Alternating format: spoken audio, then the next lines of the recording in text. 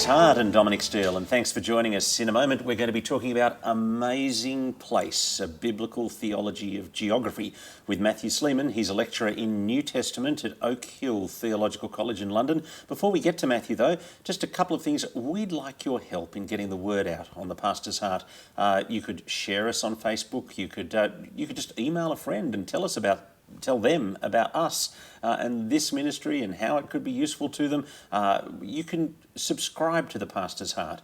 The way to do that is just type into your browser bit.ly/thepastor'sapple if you're on an Apple device. If you're on an Android device, it's bit.ly/thepastor'sandroid.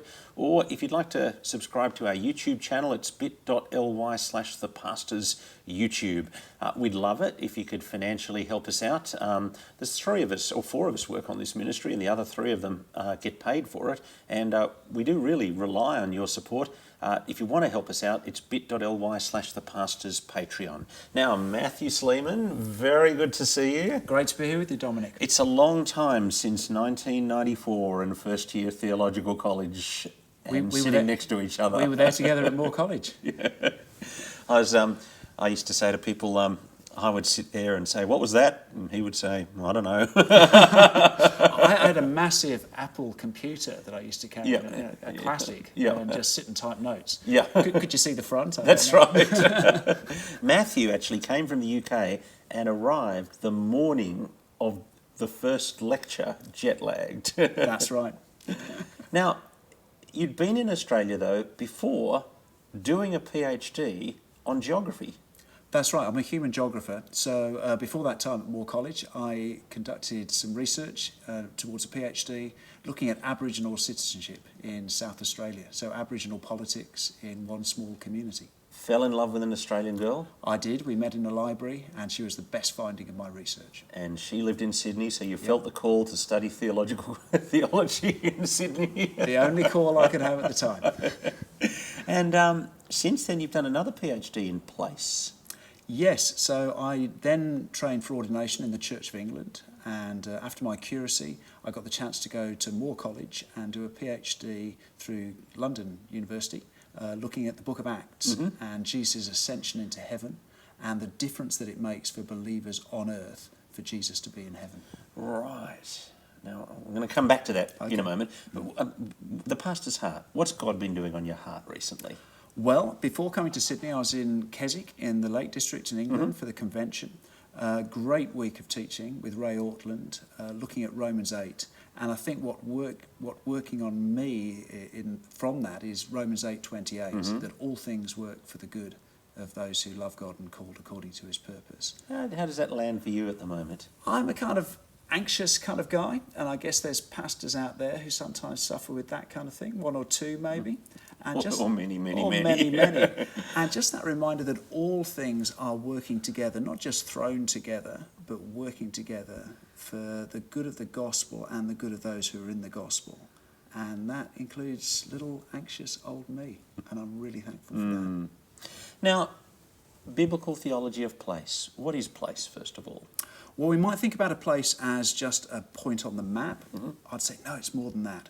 We might think of it just as scenery that happens around us, the real events of history. I want to say, no, it's more than that. It's more than a container that we live our lives in. Rather, we are made by place, day by day. Have you lived in Australia all your life? Well, since I was 4. Okay, so Australia has made you, many places in Australia. I've spent some time here, some time in other places. I'm made by those places. And also we make places. If you came to my house, you'd see something of my fingerprints all over it. If I came to yours, it'd be the same. Yep. So the kind of lives we live, the kind of people we are, is shaped by the places we are. And then those places become a canvas that we paint ourselves onto. And at that point, I think place is much more interesting than just a dot on the map, a latitude and a longitude.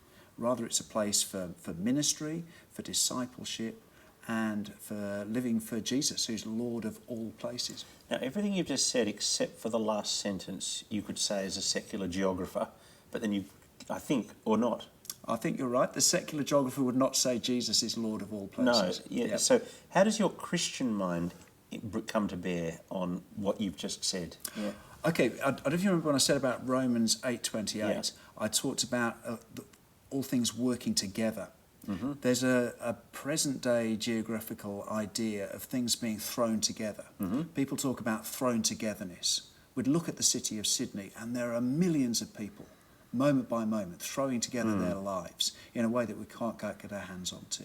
What Romans 8:28 would say is there's a working togetherness, that in the midst of cities such as Sydney, God is at work, changing people's lives, bringing his kingdom into play, growing his churches, and there's that working togetherness.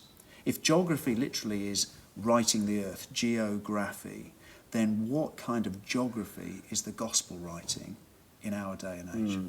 Places can be sweet and sour. Yep, definitely, and often at the same time.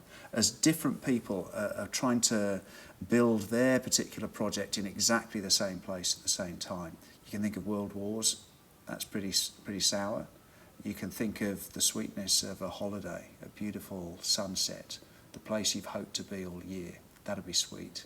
And of course those two can overlay in surprising ways. Or a coffee shop could be the scene of a romance and a divorce. Exactly. Yeah. Places are complex and we're never away from them. Mm-hmm.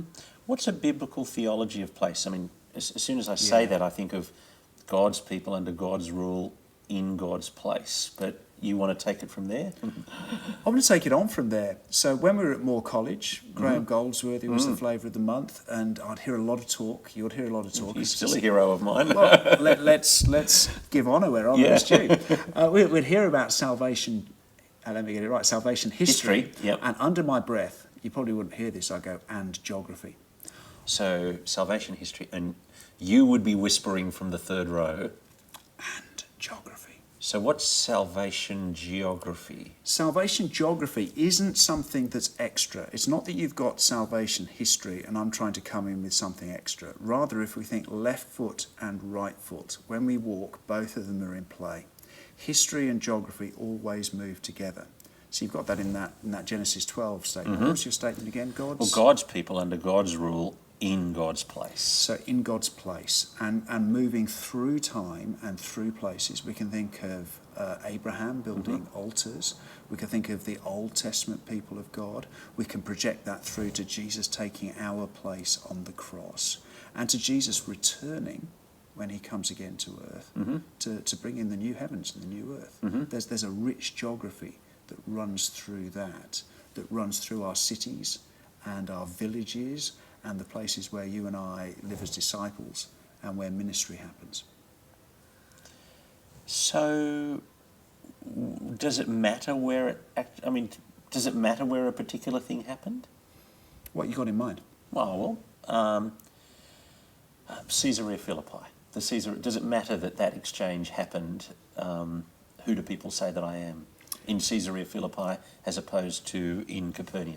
It could happen anywhere. I don't think Jesus is compelled. I've got to wait till I get to Caesarea Philippi before I can pop the Caesarea Philippi question. But the fact that it does happen there might give it extra colour, amplification, as you're surrounded there by that first century supermarket of ideas, and Jesus stands up there and says, "Who am I?" The contrast with his surroundings that sharpens the impact of the question and the consequences of the answer. If Jesus is the Son of the living God in Caesarea Philippi, a place that's named after Caesar, then suddenly Jesus' lordship gets a little extra light shone on it. So place does matter, but he could say it in other places as well. He's not bound by place. Have you found, as you've thought about place, your reading of the New Testament become richer in particular ways? I think it does. I mean, my second PhD was on the book of Acts, and we're used to the maps of Acts. Yeah. And for years when I grew up as a kid, I was a Bible nerd kid. I went to Sunday school and Crusaders. I was on the Bible knowledge team. But the book of Acts was a little bit confusing. All those places, do I really have to understand that? But actually seeing how the gospel plays out. We think of the book of Acts, the word growing, the word increasing. Just somewhere like Ephesus, when Demetrius the silversmith says, hang on a moment, this is ruining my place. This is ruining my business. My business and my place and the whole economic infrastructure could go down with this. He's got a sense there of salvation geography. He's got a clear sense of what's going to happen. that his trade is going to be outlived by this gospel. And so, yes, I think places do matter when we read through Scripture, and a sensitivity to place will bring them to life. Do you think, as evangelicals, I'm guessing you're going to say yes. This is a bit of a Dorothy Dixon. Okay, I'll try and say yes, but do the question first. Do you think, as evangelicals, we've actually not had enough emphasis on place? Yes. Would you like me to say a little bit more? Why? I think because we've rightly been concerned with history. We want the gospel to land in history. We want Jesus to be a real person, funnily enough, in a real place, but a place a long time ago. Yeah. And our focus rightly on Jesus, our eyes track him and we track him to heaven. And suddenly the angels speak to the disciples looking up into heaven and say, don't look up into heaven anymore. Go back into Jerusalem. And they're back in their place. And we've just got to keep our eyes on on not only the history, but also the geography of what's going on next. They proclaim Christ, crucified, resurrected, ascended, returning as judge. But they do so in particular places, and they call the people of those places. So I'm always thinking about place as peopled and people as placed. You and I don't ever exist outside of a place. Yeah. So from the womb to the tomb, we're in a place. Yeah.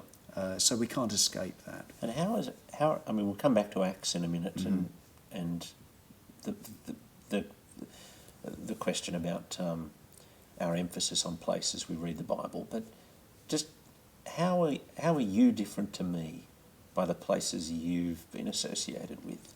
I guess I sound different to you. Do I? Yeah. I think so. Yeah. So in my voice, I'm different to you. In our bodies, we might be different in how places have beaten us up. Yeah. Also, the outlook we have is shaped by our place. Getting here today, I had to ask my way. Yeah. Whereas for you, this would just be the back of your hand. Yeah. So for me, I'm in a strange place. You're in a familiar place. That then has an emotional reaction for me that's different to yours. You feel at home. I might feel on edge.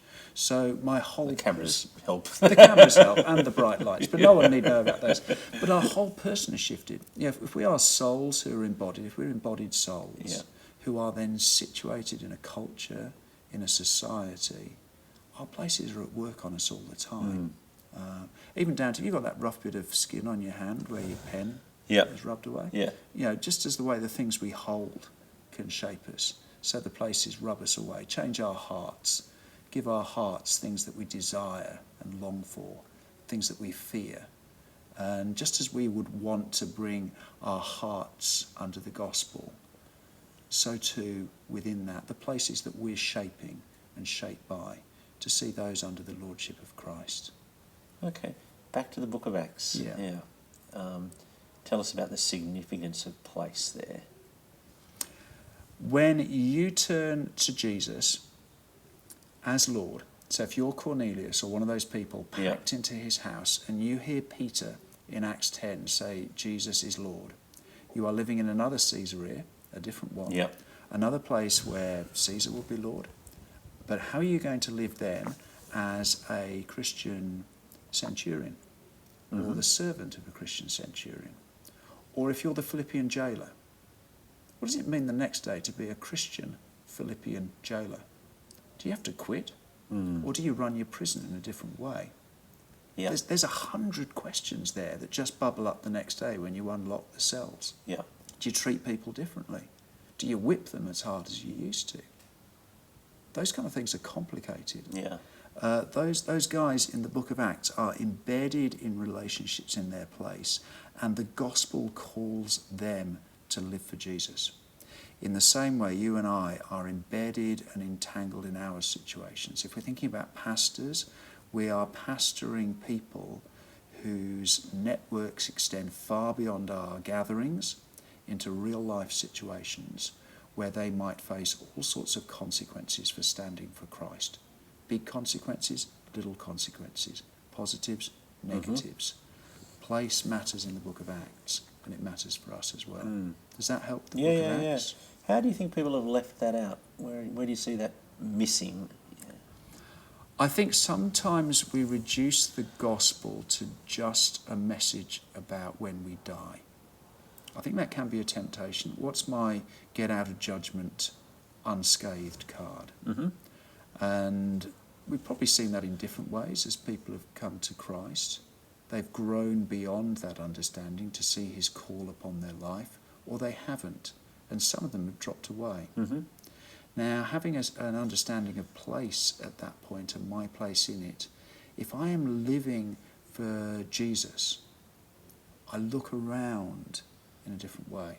I think about the habits I'm involved in, the rhythms I engage in, day by day, week by week, year by year. Perhaps the way I celebrate Christmas with my family changes now that I'm a Christian. Yeah. Perhaps the way I relate with work colleagues has to shift. My work practices have got to change. Yeah. Certainly I've got to join this strange group of people called a church. Yeah. Have I really got to do that? What's that going to mean? Yeah. That's where place begins to Yeah. get shaped.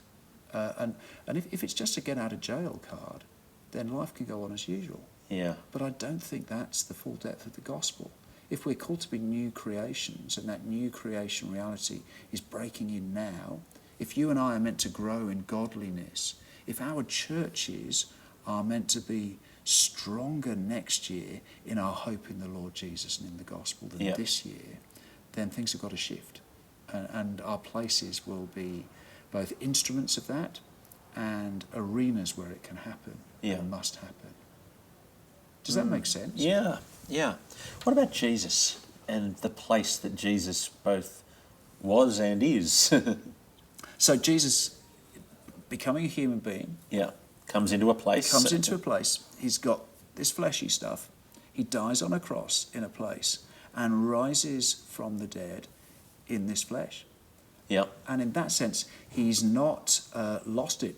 When he ascends into heaven, it doesn't burn off at a certain altitude. He doesn't discard his flesh on a Judean hillside, but rather he is still a human being. He's still that second Adam who we are bound to. And so what is the measure of being human? It's not you, it's not me, it's not anyone in power in this world. It's the man, Jesus Christ, ruling at the right hand of God in the midst of his enemies. Psalm 110, 1 and 2. That Jesus now is ruling and Jesus will return to judge. That's why Jesus matters. He's the measure of humanity. Why does it matter where he is now? Because he's not here. Because we don't have to queue up to get on the plane and fly to Jerusalem to meet him. We don't get Jesus in bread and wine, somehow reduced to that, or sitting on his mother's lap as a baby. We have Jesus as the crucified and resurrected and ascended Lord at the right hand of God. And if you said to Stephen, just before he's stoned, why does it matter that Jesus is there? I think he'd give us a host of answers. He'd say it's because salvation, history and geography points to him, and he's standing ready to judge and ready to return, and that puts this whole world on notice. That the secular that you spoke about is haunted by his presence, it's hunted by the claims that he would make of his lordship, and it is on notice, it's limited. He will return. That matters. Jesus being in heaven matters now. He prays for us. He intercedes for us. He's the one to whom we're joined by the Spirit. He sends the Spirit, so that great distance is not a distance that is a distance of absence without relationship, but a distance where absence is bridged by the Spirit's work in our hearts and drawing us to him. What changes with the increasing digitalisation of the world? You know, just that I now can work from home in the way that I could work. I don't need to be in the place. I can do so much from so many different parts of the world. I think everything and nothing. Right. We're still the same people. I don't own a mobile phone. We've had trouble getting hold of each other. That's true. I mean, to be here today is a major achievement. To be here together, more so. So the fact that I don't, life is harder these days without a digital device, but it's the same life. And just as that guy, I can't remember who it was now, said there's not one square inch over which Jesus doesn't say it's mine. Yeah, Do you remember who that was? Yeah. No, we both forgotten. I've But forgotten. you know the guy. That's a good quote. Okay, good quote. There's not one pixel. Yeah. There's not one digital trace over which Jesus doesn't say he's Lord. So we've not got this extra digital space that's somehow beyond Jesus. It's still his place. It's still his place. When the claim goes out from Peter to Cornelius, Jesus is Lord of all, it includes those digital spaces. Uh-huh. What are the challenges, though, in the digital age, in the digital place? The challenges are godliness. The opportunities are godliness. The challenges are mission. The opportunities are mission. You'd know yourself. I mean, your own work through media. Yeah. There's great things that you can do through technology. Yeah. There's a limit to them. Any technology has got affordances, things it can do, and constraints. And I guess you're constantly bringing those under the lordship of Christ and saying, am I using this technology in a way that honours him, that serves his purposes? If we think about 1 Corinthians 6, our bodies are not our own. We were bought at a price. In the same way, our digital devices are not our own. Our technologies are not our own. They're gifts to us, entrusted to us. We're stewards. We're answerable to a Lord for them. That's the nature of those digital spaces as well. They're there to delight in and to enjoy. They'll bring us sweet and sour, as you said, but all under the lordship of Christ. Okay. What is it? Sliding doors. That film. In the film. Yeah. You've got two sliding doors. Yeah. You're a man with 2 PhDs, one in a secular geography, one in Christian thinking geography. Yeah. And what if you'd not done either of those PhDs? I mean, how would you be thinking about life differently? How does or really, how has this extra thinking you've done about place changed your life? I think if you knew me over the years, people watching this will be laughing and going, "Oh, he's talking about place again." The one trick pony. Yeah. I like to think I'm a little bit more than that, but it is the one thing that's run for me through the decades. Yeah. I think when I come somewhere like Sydney, I delight in it as a place. Just getting here today and moving through the city, watching what is going on. It's made you more around me. attentive of the place. It's made me more attentive, more thankful, hopefully more engaged. I think it just adds life. And in that life is life in this fallen created world, that as life is added, so is the need for the gospel, to live that life for Christ. What would I have done otherwise? No, not impossible. Not what you have done otherwise. Yeah. How would you be thinking? How is? I mean, you look at another New Testament theological college lecturer, who hasn't shown the interest in place. How does he view the world differently to the way you do? Yeah. Well, I guess he, or we could say she. Yeah.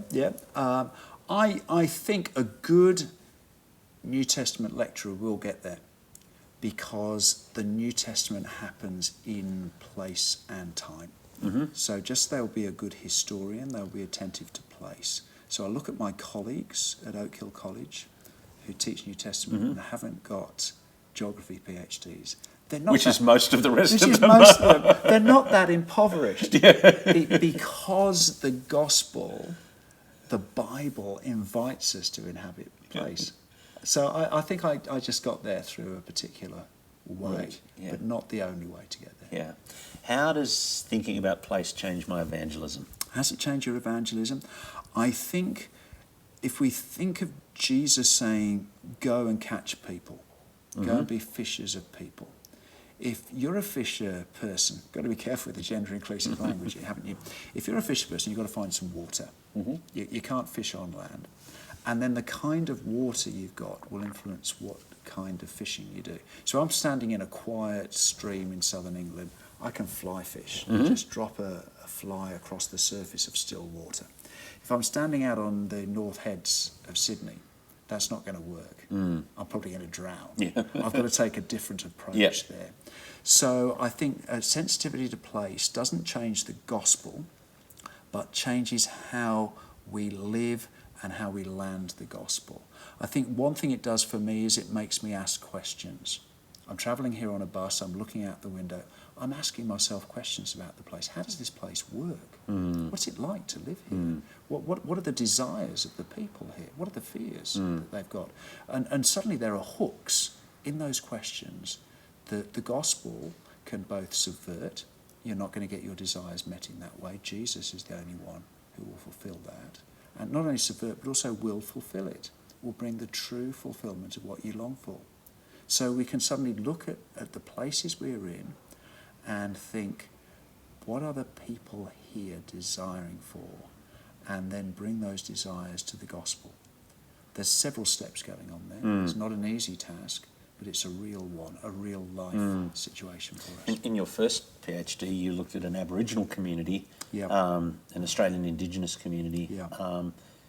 You must have thought about the gospel coming to that community, which is vastly different to a city community like our one. You're right, vastly different. It was a community of 120 Aboriginal guys. I was the only non-Aboriginal guy there.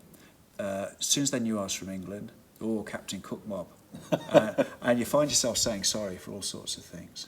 But when I arrived there, I had a year for field work for my PhD.